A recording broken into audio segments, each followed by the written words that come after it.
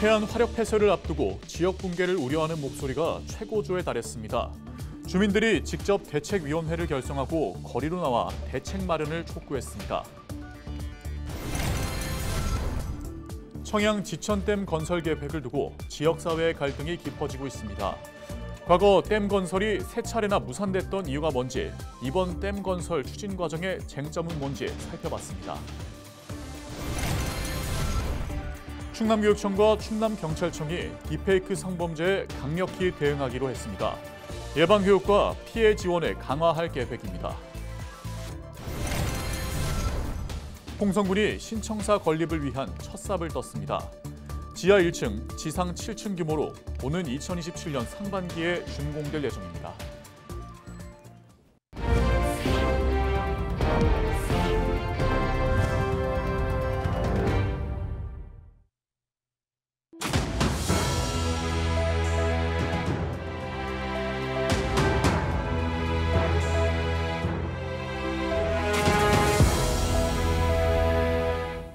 시청자 여러분 안녕하십니까? 헬로티비 충남 뉴스입니다. 석탄 화력발전소 폐쇄를 앞두고 태안 주민들의 위기감이 최고조에 이르렀습니다. 충남방송에서는 태안 화력 폐쇄가 지역에 미칠 영향력과 또 대비 상황까지 짚어보는 연속 기획 보도를 준비했는데요. 전국에서 처음으로 석탄 화력 폐쇄 민간대책위원회가 태안에서 출범했다는 소식 첫 순서로 전해드립니다. 출범식에서는 지역경제 붕괴를 우려하는 발언이 쏟아졌고 폭염 속에 거리 행진까지 펼쳤습니다. 한보모 기자입니다. 태안 주민 200여 명이 한자리에 모여 구호를 외칩니다. 태안 지역도 살리고 발전소 노동자도 사는 정의로운 전환을 실현하라! 실현하라! 실현하라! 실현하라! 당장 내년부터 태안화력이 폐쇄에 들어가는데 실질적인 대책이 아직도 나오지 않고 있다며 직접 대책위원회를 결성한 겁니다.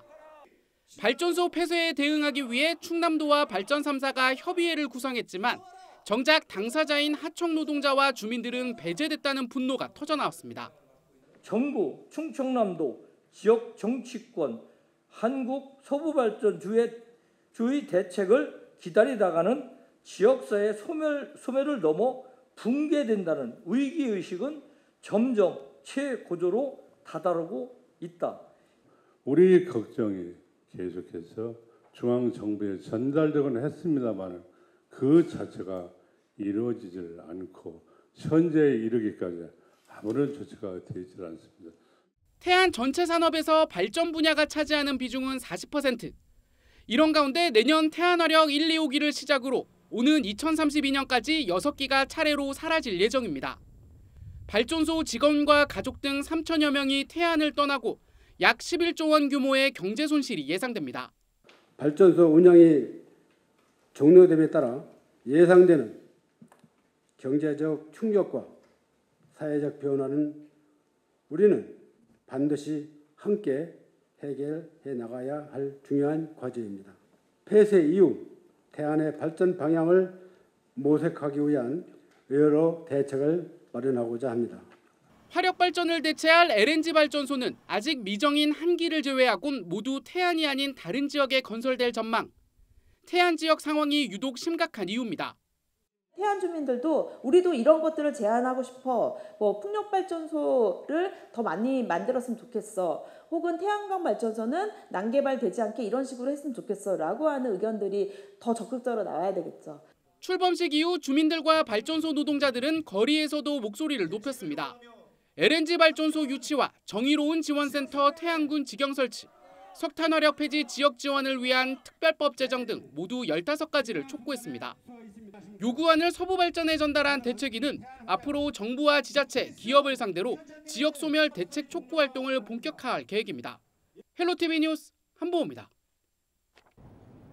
청양에서는 지천댐 건설을 두고 찬반 갈등이 깊어지고 있습니다. 이번 사업을 둘러싼 주요 쟁점들을 살펴보는 기획보도 준비했습니다. 지천댐 건설은 과거 3차례나 추진됐지만 주민 반대로 번번이 무산됐습니다. 먼저 당시 주민들이 반대에 나섰던 이유는 뭔지, 또 이번에 추진되는 댐 건설 추진 과정에선 어떤 부분이 쟁점이 되고 있는지 이미정 기자가 짚어봤습니다. 지난 7월 환경부가 청양 지천을 기후대응댐 후보지로 발표했습니다. 극한 호우와 가뭄 등 예측할 수 없는 기후변화에 대응하기 위해 댐을 건설하겠다는 겁니다. 환경부 발표에 지역 주민들은 찬성과 반대로 나뉘며 갈등이 깊어지고 있습니다.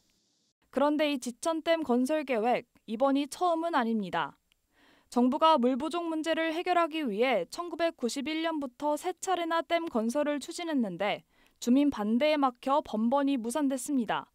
상수원 규제로 인한 재산권 침해 문제가 가장 큰 이유였습니다. 댐이 들어서고 상수원 보호구역으로 묶이면 수질 보존 등의 이유로 관광, 숙박시설 등이 들어설 수 없기 때문입니다. 당시 청양군도 상류 지역 주민들이 규제를 받는다며 반대 건의서를 제출했습니다. 하지만 이번에는 다릅니다. 환경부가 기후대응댐 후보지로 지천댐을 발표하면서 상수원 보호구역 등의 규제가 없을 거라고 밝혔기 때문입니다. 댐에 물을 끌어올리는 취수구를 설치하지 않아 상수원 보호구역을 지정할 필요가 없다는 겁니다. 상수원 규제라는 것은 댐 건설이 아니라 취수시설 설치 여부에 따라 발생합니다. 하지만 지천댐은 취수시설을 설치하지 않고 금강 본류에 있는 취수시설을 활용하기 때문에 신설되는 규제는 없습니다. 상수원 규제는 없어졌지만 이제는 수질 관리 문제가 새로운 쟁점으로 떠오르고 있습니다. 환경단체는 녹조 발생 등으로 인한 수질 오염 문제를 우려하고 있습니다. 상수원 보호구역 안 하면 닫혀진 물에서는 어쨌든 녹조나 이런 것들에 의해서 더 취약할 수밖에 없는데 상수원 보호구역까지 안 한다라는 것 자체가 사실은 이거는 그냥 개발 행위를 위한. 그러면서 정부가 주민들의 반대 여론을 이식해 무리하게 규제를 풀려고 한다며 강하게 비판했습니다. 상수원 보호구역으로 묶였을 때 주민 반발이 심할 걸 예상해서 과거 주민들이 우려했던 상수원 규제로 인한 재산권 침해 문제는 사라졌지만 수질 관리 문제가 새로운 쟁점으로 떠오르고 있는 상황. 환경부는 환경 영향평가 단계에서 수질 관리 대책 등을 검토하겠다고 밝혔습니다. 헬로티비 뉴스 이미정입니다. LG 헬로비전 충남방송이 추석 명절을 맞아 마음 나눔 꾸러미를 전달했습니다. 충남방송 임직원과 충남지체장애인협회 당진시지회는 10일 당진시 장애인복지회관에서 쌀과 고등어, 참치캔 등이 담긴 꾸러미를 포장했습니다. 나눔 꾸러미는 지역 내 취약계층에 전달될 예정입니다. LG 헬로비전 충남방송에서 이런 좋은 일을 저희 지체장애인 사무실과 함께해서 어려운 이웃들을 위해서 행사를 해주셔서 너무 감사드리고 그 뜻깊은 행사가 자주 매년 있었으면 참 좋겠습니다. 충남교육청과 충남경찰청이 학교 딥페이크 성범죄 근절을 위한 협력 강화에 나섭니다. 이들은 10일 충남교육청에서 학생과 교직원 보호를 위한 학교 딥페이크 성범죄 공동선언문을 발표했습니다. 협약에 따라 양 기관은 협력 체계를 구축하고 예방교육 강화와 피해자 지원 확대, 가해자 엄정 대응 등을 추진할 계획입니다. 이에 앞서 충남교육청은 지난 9일 학교 딥페이크 성범죄 근절 추진 계획을 발표했으며 디지털 성범죄 소식지 배포와 성범죄 예방교육 주간 등을 운영하고 있습니다. 홍성군이 신청사 건립을 위한 첫 삽을 떴습니다. 10일 군은 주민 500여 명이 참석한 가운데 신청사 건립 기공식을 열었습니다. 신청사는 오는 2027년 상반기 준공을 목표로 홍성읍 오감리 2만 7천여 제곱미터 부지에 지하 1층, 지상 7층 규모로 건립됩니다. 군은 주민과 직원 편의를 최우선적으로 고려해 700대 규모의 주차 공간을 확보하고 직장 어린이집과 근로자 휴게실 등을 마련할 계획입니다. 인구 증가에 발맞추어서 질 높은 행정 서비스를 제공하고 홍성군이 염원인 시승격을 대응할 수 있을 것입니다.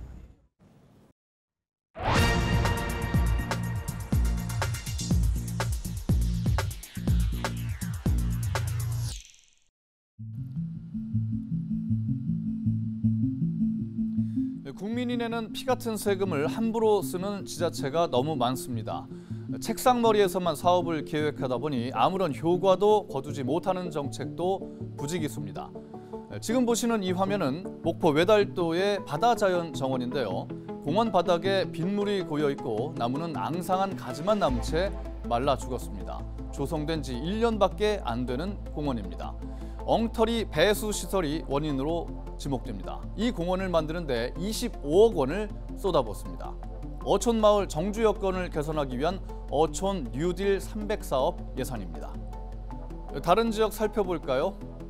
이곳은 전북 고창 노동골 꽃정원 단지입니다. 지난 5월 축제가 열렸던 곳인데 축제가 끝나고 한 달 뒤에는 이렇게 물 웅덩이로 변했습니다. 지방 소멸 대응 기금 44억 원이 쓰였습니다. 이 화면 속 유리와 목재로 만든 건축물 뭐로 보이십니까? 충남 당진시가 다목적 광장에 만든 지하 주차장 출입구입니다. 비를 피하는 용도인데 8억 원을 들였습니다. 일부 시민들은 혈세 낭비라고 지적합니다.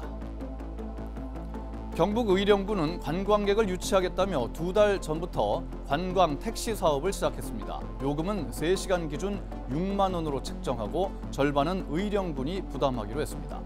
그런데 이용객은 단 한 명도 없었습니다. 물놀이장과 같은 마땅한 여름 휴가 시설이 없는 지역인데 한여름에 관광 택시 사업이 실효성이 있겠느냐는 지적이 나왔습니다. 그야말로 탁상 행정인 거죠. 국민이 내는 세금 허투루 쓰이지 않도록 우리 국민이 매의 눈으로 감시해야겠습니다. 데스크의 눈이었습니다.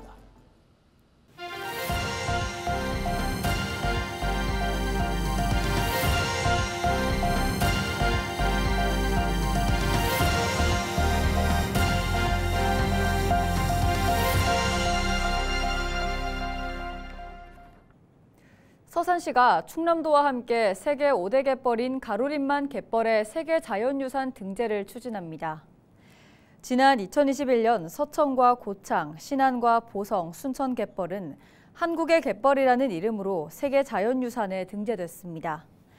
서산시는 세계 자연유산 등재를 위해 올해 8월까지 지역 주민 설명회를 개최했고 이번 달에는 세계유산 등재 추진단에 등재 추진 의견을 제출했습니다.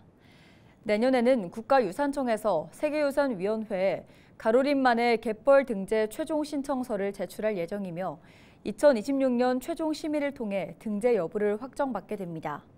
세계 5대 갯벌인 가로림만은 점박이 물범의 서식지로 지난 2016년 전국 최초 해양생물보호구역으로 지정됐습니다.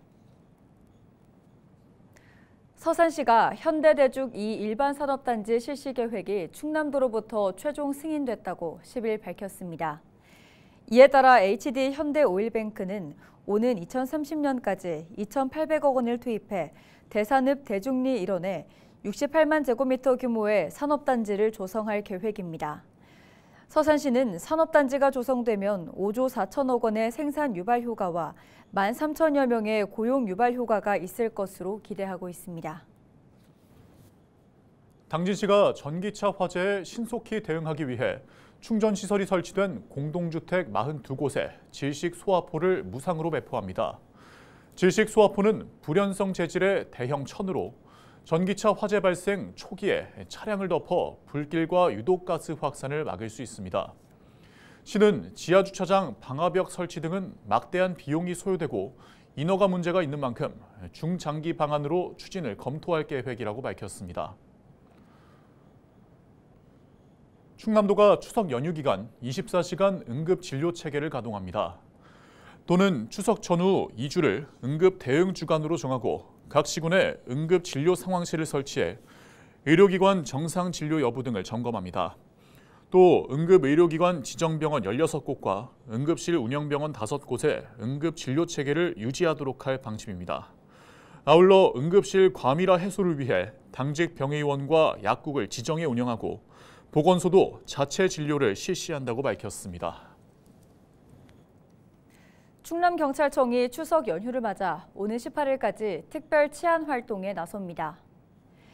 경찰은 연휴 기간 지역 내 응급의료기관 21곳과 비상연락망 구축 등을 통해 응급실 난동과 폭행 등에 신속히 대응할 계획입니다. 이상으로 뉴스를 마칩니다. 함께해 주신 여러분 고맙습니다.